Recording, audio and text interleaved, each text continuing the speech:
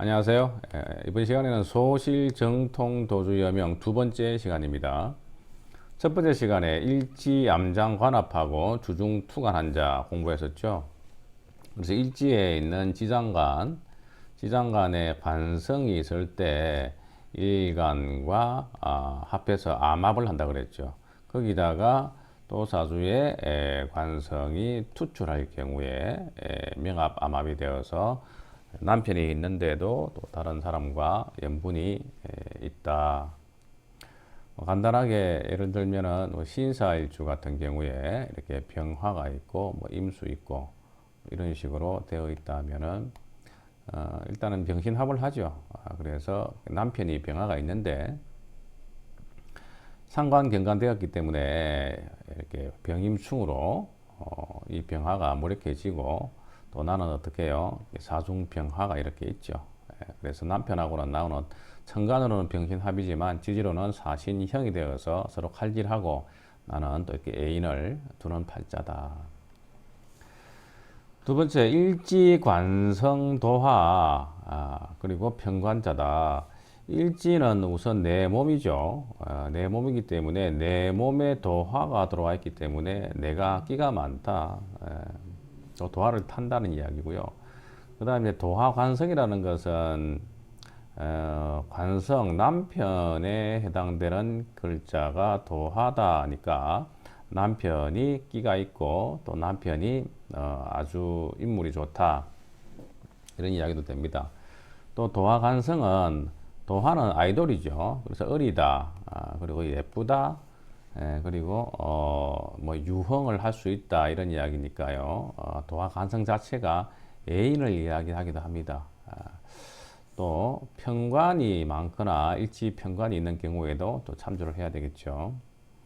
흔히 우리가 이제 도화사를 이야기하는데 일지에 있는 도화를 좀 우리가 많이 탄다 그러죠. 흔히 도화살은 주색이다 또는 주로 색정이다 이렇게 많이 우리가 이야기를 하는데 주색, 색정 이런 좀 부정적인 의미인데 물론 이런 의미가 있습니다. 하지만 최근에는 도화를 더 좋게 보는 경향성이 있죠. 그래서 다른 말로는 도화는 이제 욕패살이라고 해서 안 좋게 이야기하고 또 뭐 세파살 이런 식으로도 이야기를 합니다. 많이 이야기하는 것은 연살 이렇게 이야기를 하고 또 좋은 이름으로는 함지살 이렇게도 이야기를 하죠. 함지살은 서쪽으로 태양이 진다는 이야기죠. 그 태양의 일모를 이야기하기 때문에 노을처럼 아주 붉게 물든 노을처럼 아름답다는 이야기죠. 도화는 자기를 잘 꾸미죠. 그래서 도화가 있는 사람들은 일단 대인관계에서 인기가 있습니다. 그리고 좀 어디 가든지 매력이 있죠. 그래서 이런 분들은 좀 끼가 많다, 다재다능하다, 다재다능 이런 경우를 이제 영어로는 이제 탤런트라고 하잖아요. 그래서 실제로 이런 분들이 이제 그런 이제 연예계로 가면 좋죠. 도화는 이제 자음요유가 도화죠. 그래서 사왕지가 이렇게 도화다 보니까 에너지가 상당히 강합니다. 때문에 도화는 좀 상관성이 있습니다.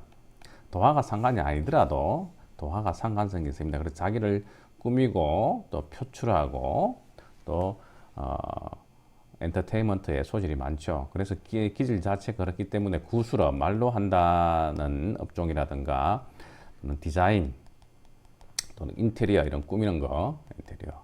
그 다음에 뭐 예술, 그죠? 그다음에 기계 이런 분야에서 두각을 나타내면은 좋을 겁니다. 사주에서 이렇게 연월일시가 있으면은요, 연월에 있는 도화를 장내도화, 그 다음에 원내도화해서 좀 점잖게 봅니다.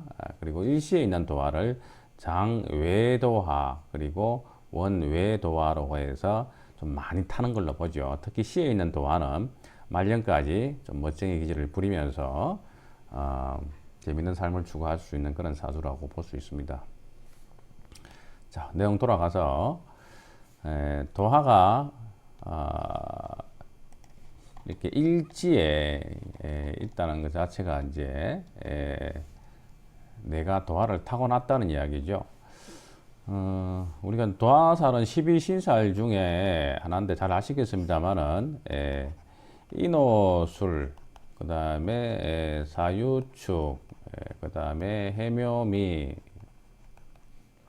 신자진, 자, 이렇게 이제 삼합이 된다든가, 일지 또는 연지가 삼합이 될 때, 삼합이라고 우리가 가정할 때, 거기에 있는 글자들이 각각 묘, 그 다음에 오, 그리고 자, 이렇게 유, 자, 이런 글자들이 도화가 되죠. 그래서 처음에 있는 지살 다음에 글자가 도화살이죠. 그래서 연지나 일지에 인이나 오나 술이 있을 때 묘가 도화라는 이야기고, 연지나 일지에 사나 유나 축이라는 글자가 있을 때 오가 도화라는 글자입니다.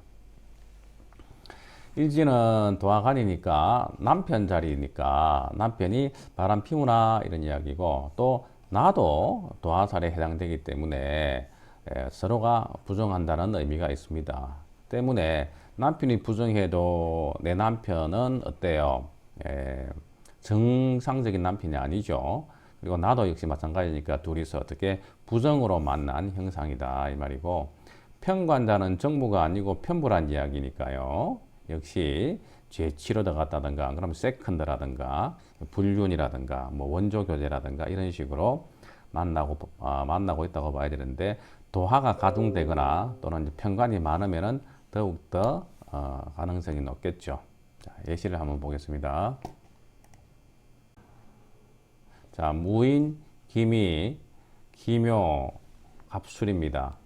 기토가 섭신두고 미월에 술시에 태어나서 대단히 사주가 강하죠. 그래서 미월에 술시이기 때문에 전부 다 조열합니다. 그래서 무재성이네요. 그래서 수가 없죠.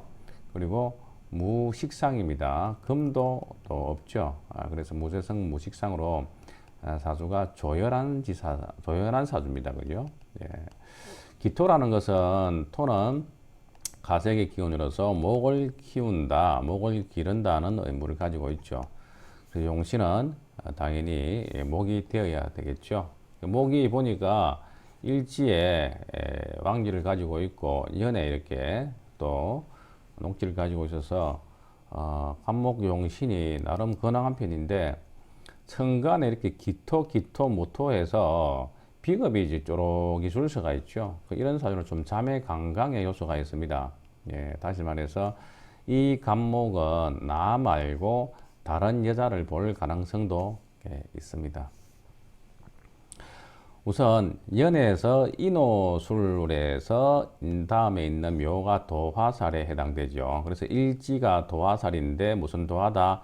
편관도화다. 그래서 나 또는 내 남편 바람, 또는 내 남편이 부정으로 나를 만났다도 되고, 그리고 천간에 다시 이렇게 정관하고 합을 하고 있죠.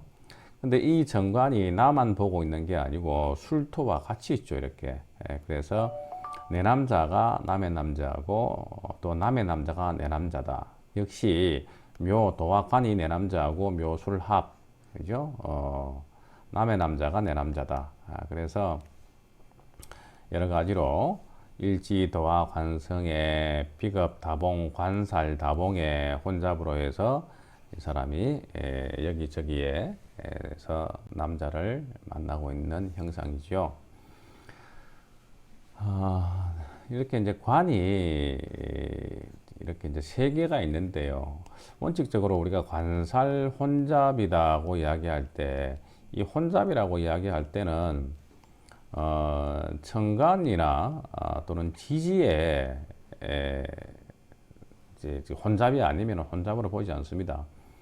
여기는 천간에 이렇게 일기가 떴겠지만은 밑에 보니까 어때요? 정관과 편관이 혼잡되어 있죠. 그래서 이제 혼잡이라는 말을 쓸 수가 있습니다. 만약에 지지에 이렇게 정편이 나눠 있지 않으면 혼잡이 아니라 근이 강한 걸로 볼 수 있겠죠. 자, 다음 사주는 기사, 계유, 갑신의 병인이네요. 6월에 간목입니다. 춘분지절의 간목이고 그리고 중추절이니까 간목 입장에서는 가을에 좋은 계절이 아니죠. 거기다가 이제 신금을 또 자자에 절지를 만났고 사화가 있지만은 사유해서 천간에 기토 그리고 계수가 있어서 사화가 힘을 못 쓰겠죠. 그래서 사유가 상당 부분 반합으로 화하고 있다고 봐야 되겠습니다. 자, 또한 이 간목 입장에서는 이렇게 이제 금이 이렇게 강하게 되면요, 마치 이제 바위 위에 있는 소나무의 모양새죠. 그래서 간목은 힘쓰기가 어렵죠. 때문에 내가 좋아하는 병화로 식신제사를 해야 되겠죠.